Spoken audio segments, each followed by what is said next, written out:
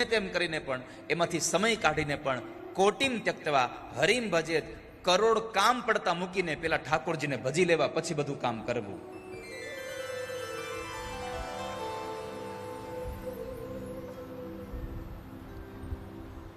પવિત્રતા નથી રહી.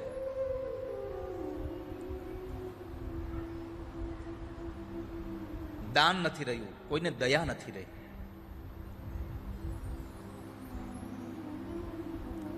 અહીંયા ભગવાન વ્યાસની કલમે દયા લખી. કોઈ જગ્યાએ સાધુની વાત આવે ને ત્યાં તમે જુઓ મહાપુરુષો લેખકો કરુણા લખે, અને માણસની વાત આવે ત્યાં દયા લખી છે. કારણ કે કરુણા અને દયામાં બહુ તફાવત છે. સંસારીની આંખમાં દયા ભરી હોય અને સાધુની આંખમાં કરુણા ભરી હોય. સાધુ એટલે તમને એક વ્યાખ્યા આપી દઉં. સાધુ એટલે ખાલી કપડાં બદલી નાખ્યા હોય એની વાત નથી કરતો, અને સાધુ બનવા માટે ખાલી કપડાં બદલવા એટલું પર્યાપ્ત નથી. સાધુ બનવા માટે સૌથી પહેલા તમારો સ્વભાવ બદલવો પડે, એ બહુ મોટી આવશ્યકતા છે. સાધુ થવું હોય તો સ્વભાવથી સાધુ થઈએ,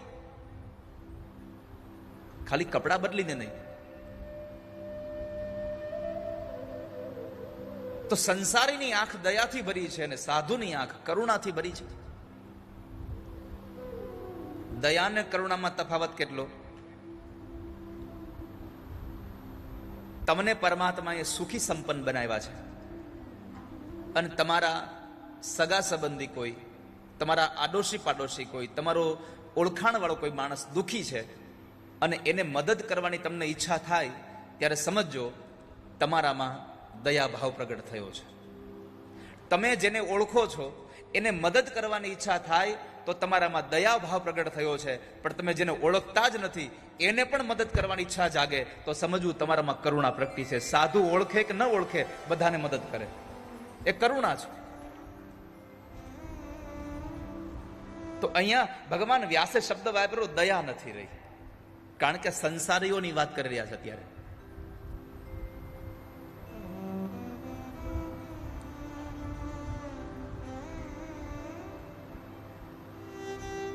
ઉદરમ ભરીણો જીવા વરાકા કૂટ ભાષિણ. બહુ સુંદર વાત હવે અહીંયા બતાવી છે. પેટ ભરા લોકો રહ્યા છે, જરૂરિયાત પડે તો સારું સારું બોલે, બાકી તો કૂટ ભાષિણ, કટુ વચન બોલનારા રહ્યા છે. ઘણા ઘણા લોકો તો શિષ્ટ ભાષામાં કોઈકને ઘણું બધું કહી દે. કોઈ માણસનું એવું કામ હોય તો આપણે એને એમ ન કહેવાય, ભાઈ તમે તો જનાવર જેવા છો હાવ, તો ખરાબ લાગી જાય ને. તો ઘણા લોકો કે તમે તો હાવજ જેવા છો, ગીરમાં જાઓ તો હાવજ ને જનાવર કે પાછા. કોઈને સીધું મોઢે તમે કહી દો તમે તો હાવ મીઠા વગરના છો, તો એને દુઃખ લાગી જાય. પણ ઘણા લોકો વાત વાતમાં એટલી બધી વાત કરી કરીને કે ખરેખર તમારો સ્વભાવ એટલે આમ જુઓ દૂધપાક જેવો હો. આવી રીતનું શિષ્ટ ભાષામાં કહી દે લોકોને. ઉદરમ ભરીણો જીવા વરાકા કૂટ ભાષિણ.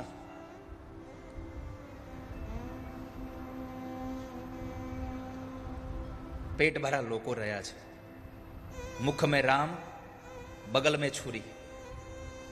જરૂર હોય ત્યાં સુધી આપણને દંડવટ કરે, પ્રણામ કરે, પણ જેવી જરૂરિયાત પતી જાય એટલે તરત શું બોલવા લાગે.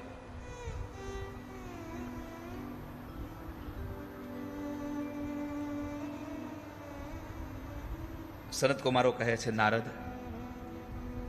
તમે આટલી બધી લાંબી લાંબી વાત કરો છો, તમને થયું છે શું? માગ્યો પણ સંસારમાં હરિદ્વાર ગયો, કાશી ગયો, પ્રયાગ ગયો, કુરુક્ષેત્ર ગયો, છતાં પણ ક્યાંય મને શાંતિ ન મળી. વૃંદાવન પણ ગયો હું તો, પણ મને શાંતિનો અનુભવ ન થયો. કે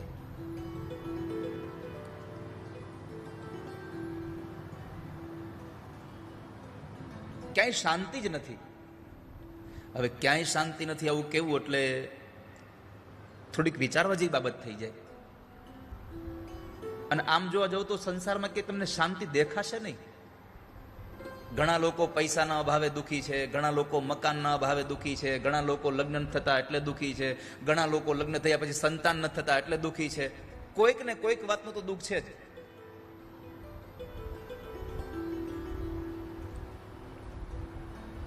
આપણને થાય એકાદું ઘર તો એવું હશે, એકાદું એવું તો ઘર હશે જ ને કે જ્યાં સંતાન હોય, જ્યાં લક્ષ્મીજી હોય, જ્યાં સારા એને બધા ઘરવાળા હોય. તો આવા ઘરમાં શાંતિ ન હોય.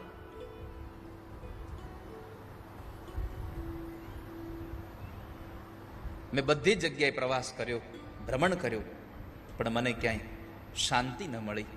વૃંદાવનમાં ગયો, વૃંદાવનમાં શાંતિ ન મળી. અને સંસારમાં જોયું તો સંસારમાં સ્ત્રીઓના રાજ આવ્યા છે.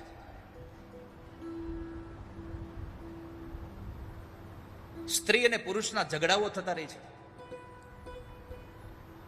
પુનઃ એકવાર સનત કુમારોએ કહ્યું, તમને થયું છે શું? તરુણી પ્રભુતા ગે હે શાલકો બુદ્ધિદાયક. સંસારમાં શાલકો બુદ્ધિદાયક નો અર્થ છે કે સગો ભાઈ સગા ભાઈની સલાહ નથી લેતો, પણ શાળાની સલાહ લેવા જાય છે. વાત સાચી છે. અને કાંઈ જો કોઈ એમ કહેતું હોય કે આ શાળાની સલાહ લેવાનું શરૂ થયું, તો એ આજકાલનું છે નહીં, પહેલેથી આવેલું આવે છે. શાળા સાહેબની સલાહ પહેલેથી લેવામાં આવે છે, પણ શાળા સારા હોય તો થઈ જાય. ક્યાંથી? અર્જુને ભગવાન કૃષ્ણની સલાહ લીધી કે આમાં શું કરાય, એ શાળો બનાવી દેતા બે.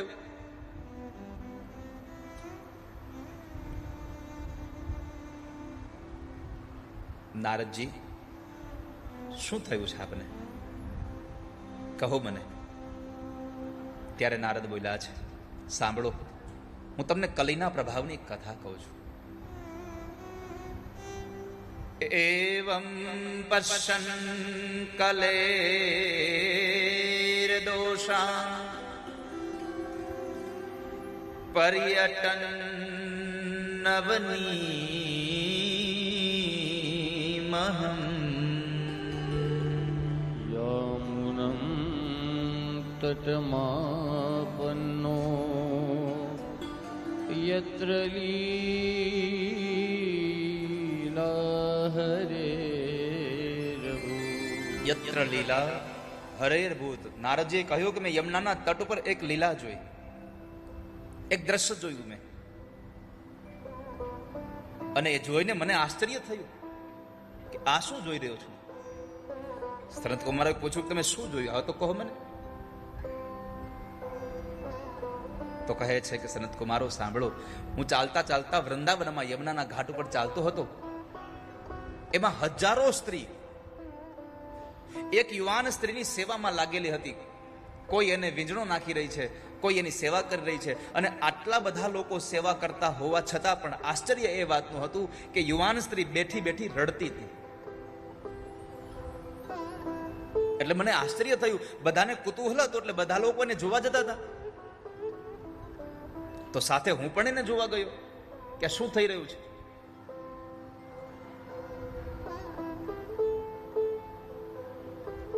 હું નજીક ગયો એટલે સ્ત્રી જે રડે છે એમણે મને હાથ જોડીને પ્રાર્થના કરી, ભો ભો સાધુ ક્ષણમ તિષ્ઠ મચ્ચિંતામપિ નાશય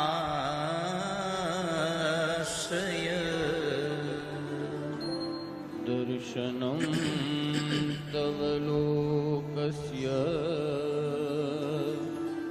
સર્વથા ગહરમ પરમ. સર્વથા ગહરમ પરમ. અહીંયા ભગવાન નારદની ભગવાન વ્યાસજીની કલમમાં જે સ્ત્રી છે એ ભગવાન એ નારદજીને આમ જતા જોયા એટલે એને પ્રાર્થના કરીને એવું કીધું, ભો ભો સાધો ક્ષણમ તિષ્ઠ, એક ક્ષણ માટે આપ રોકાઈ જાઓ. આપણને બધાને અહીંયા એક બહુ મોટો સંદેશો આપ્યો છે. સાધુને એક ક્ષણ માટે રોકાવા કીધું. આનો અર્થ એ છે કે કોઈ સારા માણસનો, કોઈ સાધુ માણસનો એક ક્ષણનો પણ સંગ તમારું જીવન ધન્ય બનાવવાની તાકાત ધરાવે છે. એક ક્ષણ માટે રોકાઈ જાઓ. ભો ભો સાધુ ક્ષણમ તિષ્ઠ. અને દુરીજનનો કુસંગ પણ તમને એક ક્ષણમાં બરબાદ કરવાની તાકાત ધરાવે છે. રામાયણમાં વયા જાવ થોડી વાર, સમજાઈ જશે. જ્યાં સુધી માં કૈકેયીને મંથરાની પીઠ પાછળ હાથ ન ફેરવ્યો ત્યાં સુધી કૈકેયીની બુદ્ધિ ન બગડી.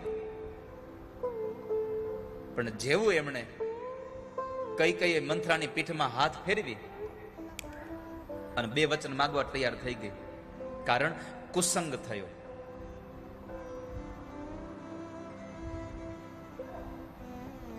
સત્સંગ જેટલી અસર કરે એટલી અસર કુસંગ પણ કરે છે.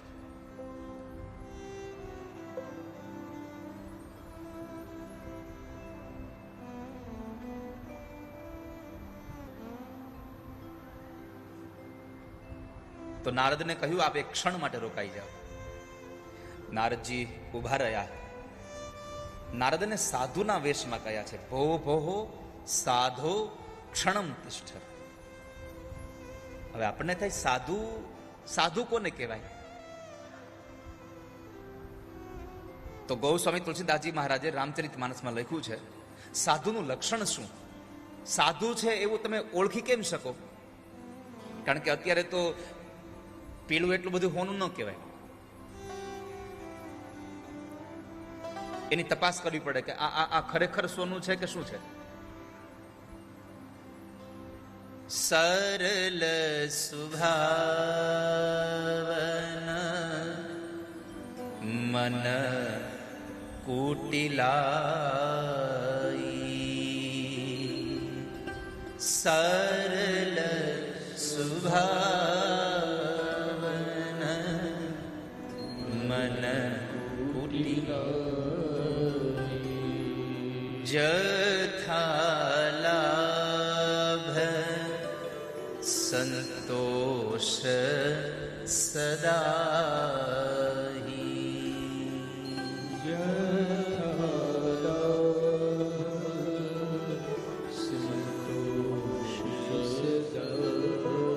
જથાલાભ સંતોષ સદાય.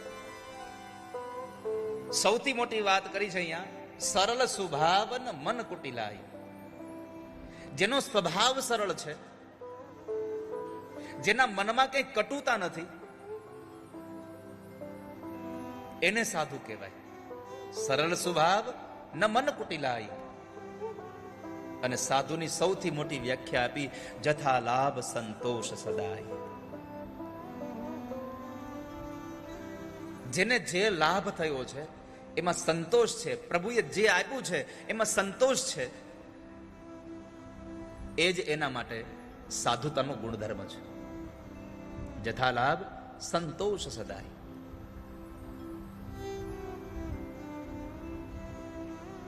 આપ ઉભા રહો.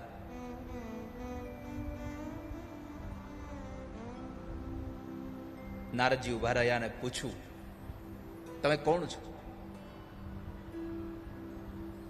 મારું નામ ભક્તિ છે.